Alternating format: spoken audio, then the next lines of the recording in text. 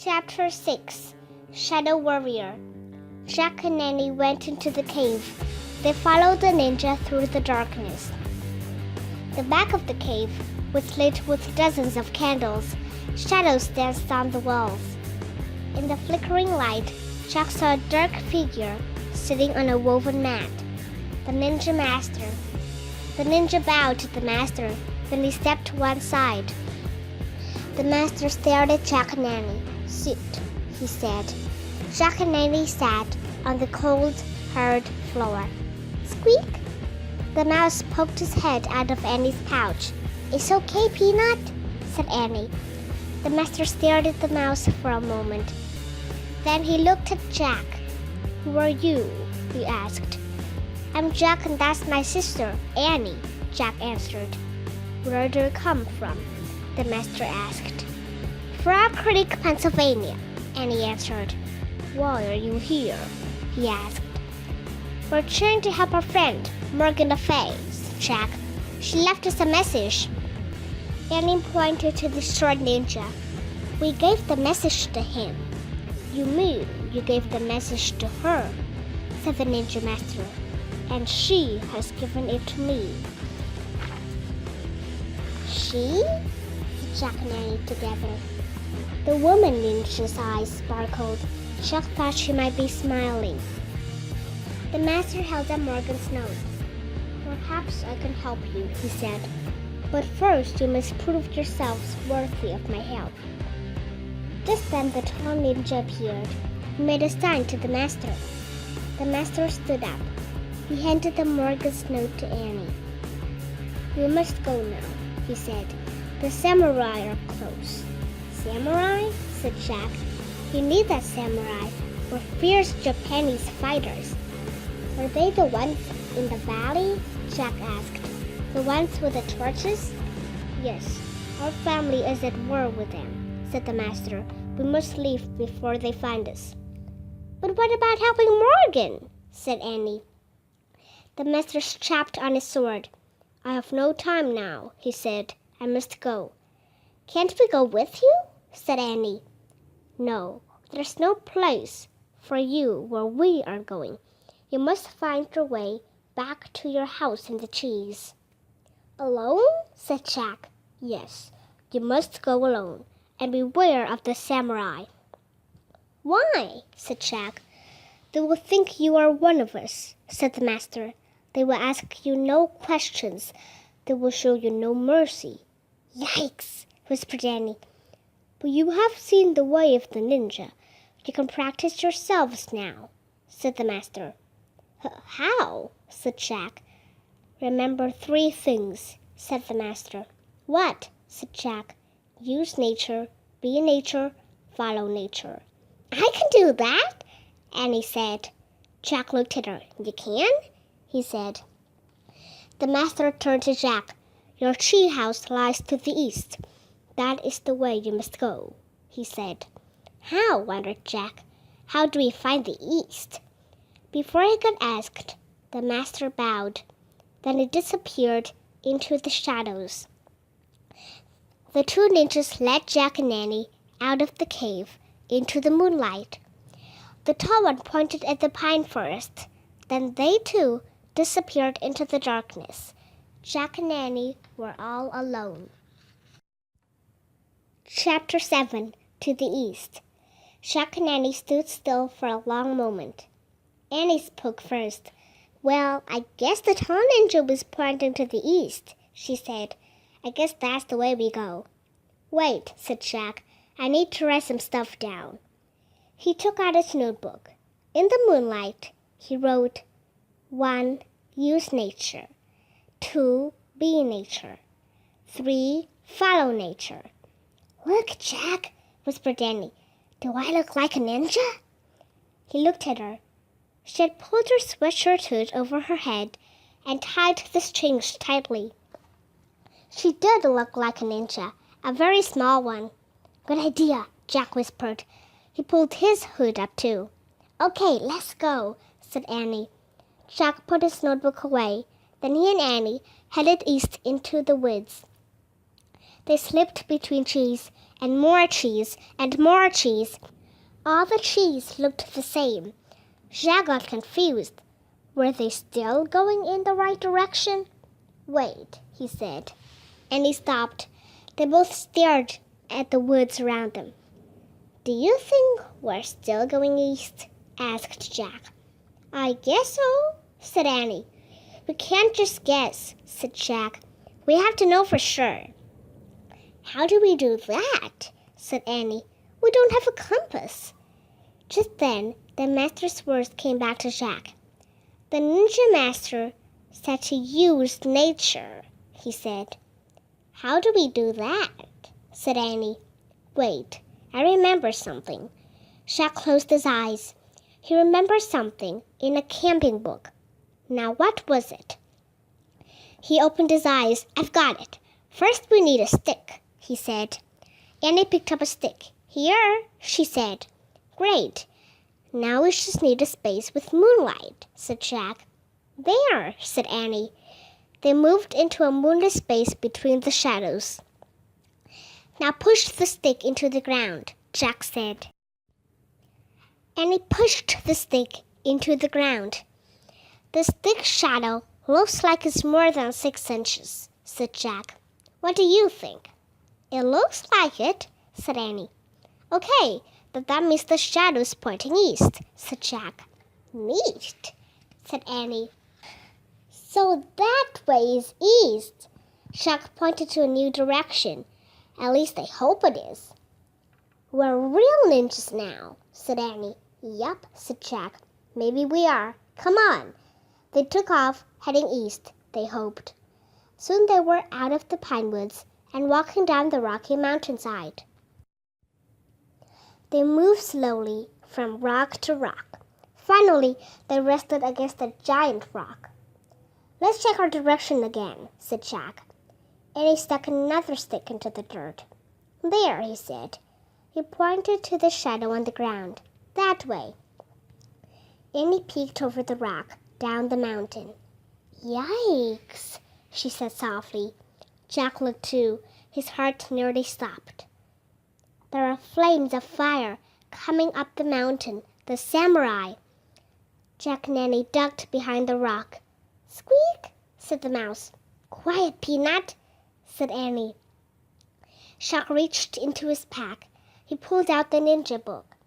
I hope something in here can help us, he said. Jack flipped through the page after page until he found what he was looking for. It was a picture of warriors wearing bamboo armor. They were holding swords. He read. The samurai were fierce Japanese fighters. They carried 2 swords to cut down their enemies. Annie tapped Jack on the shoulder. Jack looked at her. She pointed up the mountain. A figure was coming down toward them. He was very near. In the moonlight, his bamboo armor was shining. His 2 swords were gleaming. It was a samurai warrior. Chapter 8. Dragon Water. Jack and Annie crouched together. Samurai were on both sides of them now. They were trapped. Jack pressed against the rock. The warrior stepped closer and closer. He looked to the right. He looked to the left. Jack held his breath. Be nature, whispered Annie. What? Jack whispered back. Be nature. Be a rock. Oh, brother, thought Jack. This was nuts. But he squeezed his eyes shut. Then he tried to be part of the rock. Jack tried to be as still as the rock, as solid as the rock, as quiet as the rock. Soon he started feeling as strong as the rock, as safe as the rock. He wanted to be the rock forever. Squeak! He's gone, said Annie. They're all gone. Jack opened his eyes. The samurai warrior was gone. Jack stood up and looked over the rock. The torches were gone too. Let's go, Annie said. Jack took a deep breath. He felt great. He was getting more and more like a ninja every minute. Maybe even like a ninja master. East, he said. And they went east, down the mountain, between the rocks until they came to the wide, icy stream. The water seemed even wilder than before. "I don't see the treehouse," said Annie. Jack looked across the stream to the dark grove of trees. Moonlight shone on their pale flowers. But where was the treehouse? "I don't see it either," said Jack. "We have to cross the water first. Then we'll try and find it." The water was crashing and rushing over the rocks. "Squeak!" The mouse peeked out from his pouch. "Don't be afraid," said Annie. She patted the mouse's little head. "Be like us. Be a ninja too." "Let's go," Jack said. He took a deep breath and stepped into the stream. The icy water swirled up to his knees. The current knocked him over. Jack grabbed some weeds. He held on tight as water swirled around him. He was freezing to death. "Jack!" Annie grabbed Jack's arms. She held him back onto the bank. "That was close," said Annie. Jack wiped his glasses. Luckily, they hadn't fallen off in the water. "Are you okay?" said Annie. Not really," said Jack, his teeth chattering. He was chilled to the bone. "We'll never get across," said Annie. "We'll drown if we try. Or freeze to death," said Jack. He pulled off the hood of his sweatshirt. He didn't feel much like a ninja anymore. Annie pulled off her hood too. She sighed. "What can we do?" she said. "Squeak!" Peanut climbed out of Annie's sweatshirt pouch and leapt onto the ground. The mouse scampered away. "Peanut, come back!" Annie called. "No," said Jack. "We have to follow Peanut." "Why?" asked Annie. "We have to do what the master said," said Jack. "Follow nature." "Oh, right," said Annie. "Follow Peanut. But where is Peanut?" In the moonlight, Jack saw the little mouse. It was running through the grass along the stream. "There!" he cried. "Come on!" Annie hurried after Jack. Jack hurried after Peanut. They ran beside the rushing waters. A moonlit branch had fallen across a narrow part of the stream. It touched both shores. The mouse was running over the branch. "Peanut's going over a bridge," said Annie. She started to follow. "Wait!" cried Jack. "We can't go on that branch. It's too small. It'll break." Chapter 9. Mouse Walk. The mouse vanished into the tall grass on the other side of the stream. Jack and Annie stared at the branch. "We have to try to cross it," said Annie. "We're supposed to follow nature." "Forget it," said Jack. "It's too little. It'll crack in a second." "Maybe if we pretend we're mice, we can do it," said Annie. "Oh, brother," said Jack, "not again." "If you could be a rock, you can be a mouse," said Annie. "Just be teeny and light and fast." Jack took a deep breath. "We have to," said Annie. "Okay," Jack said. "Say squeak," said Annie. "You're nuts," said Jack. "Just do it," said Annie. "It'll help you feel more like a mouse." Jack groaned. "Okay," he said. "Squeak." "Squeak," said Annie. "Squeak, squeak, squeak," they said together. "Let's go, hurry," said Annie. Jack stepped onto the branch. "I'm teeny, I'm light, I'm fast," he thought. Then he darted across the branch. Jack moved so quickly he didn't think about anything except getting to the other side. He forgot the wild, freezing water. He forgot the smallness of the branch. Suddenly Jack was on the other side. Suddenly Annie was right beside him. They laughed and fell together into the grass. See, the branch didn't break," said Annie. "I guess it was big enough," said Jack. "I guess we just have to think the right way." "The peanut way," said Annie. "Yeah," said Jack, smiling. He felt great. He was still wet from his fall into the stream, but he didn't mind any more. Jack pushed his glasses into place and stood up. Okay, now we just have to find the treehouse, he said. No, we don't, said Annie. She pointed up. The treehouse was outlined against the moonlit sky, high in a tree, surrounded by white flowers. In the distance came the sound of voices. Then Jack saw flames. The samurai are coming back, said Jack. We have to go. Where's Peanut? Said Annie. We can't leave Peanut. We have to, said Jack. The voices of the samurai were getting closer. So were their torches. Come on, Jack said. He grabbed Annie's hand. He pulled her toward the rope ladder. Oh, Jack, she said sadly. Go, go! Annie started up the rope ladder. Jack followed. He felt sad too. He liked the little mouse now. He liked it a lot. They climbed up and up. Just before they got to the top, Jack heard it. Squeak! Oh, wow! Cried Annie. Peanut's inside! Annie pulled herself into the treehouse. Jack followed. He gasped. Someone else was in the treehouse too. A dark figure was sitting in the corner. You have done well, the figure said. It was the ninja master. You have followed the way of the ninja, he said. Oh, man, breathed Jack. Squeak! The master was holding Peanut. Take good care of your little helper, he said, handing the mouse to Annie. Annie kissed the mouse's tiny head. And take this, said the master. He held his hand out to Jack. He gave Jack a small, round stone. This moonstone will help you find your missing friend, the master said. Jack stared at the stone. Was this one of the 4 things? You must go home now, said the master.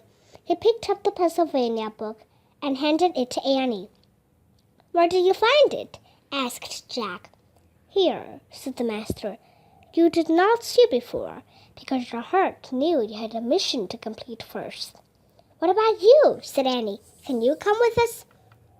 Yes, said Jack. We need help finding Morgan. The master smiled. No, my friends, I must stay here. There will be more help along the way, but you must find the way on your own. Annie opened the book. She found a picture of Frog Creek. She pointed to it. I wish we could go there, she said. The wind started to blow. The white flowers started to shake. Clouds covered the moon. Remember, the master said, keep a kind heart. Then he swung suddenly down the rope ladder. He disappeared into the dark night. Wait, Jack called. There was so much he wanted to ask the master about nature, about ninjas, about our mission. But the trio started to spin. It spun faster and faster. Jack gripped the stone in his hand. He squeezed his eyes shut. Then everything was still, absolutely still. Chapter 10, Night Peanut. Jack opened his eyes. Then he opened his fist. He stared at the moonstone in his hand. It was clear and smooth. It almost seemed to glow. We're home, said Annie. Squeak! Annie and the mouse were looking out the window. Jack looked with them. The sun was setting in the distance. No time at all had passed at Frog Creek. They heard their neighbor's dog, Henry, bark. They heard crickets chirping. In the distance, they could see their dad step out of their house. He stood on the porch. Jack! Annie! He called. Time for dinner. Coming! Annie shouted. Jack sat back on his heels. He looked at the moonstone again.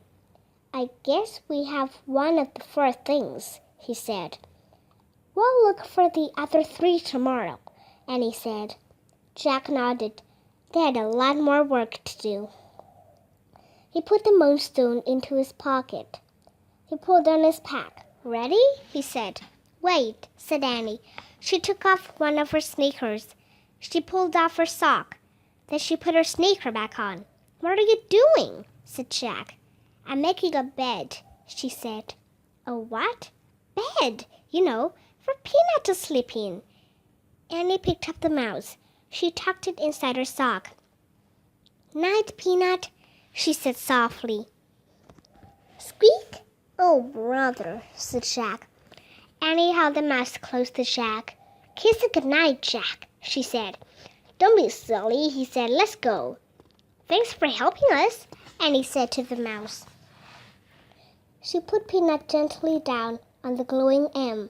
She pulled Morgan's message out of her pouch and put it next to the mouse. See you tomorrow, she said. Then she started down the ladder. Jack stared at the mouse. It looked back at him. For a moment, its dark eyes looked old and wise. Come on, Jack, called Annie. Jack kissed his tiny head. Night, night, Peanut, he whispered. Then Jack headed down the rope ladder. It got darker and darker as he went down. By the time he stepped onto the ground, it was almost completely black. Where are you? Said Jack. Here, said Annie. Her hand bumped his. He took it. Careful, he said. Careful yourself, she said. Together, they took off through the cool, dark woods. They moved silently and swiftly. Two shadow warriors returning home.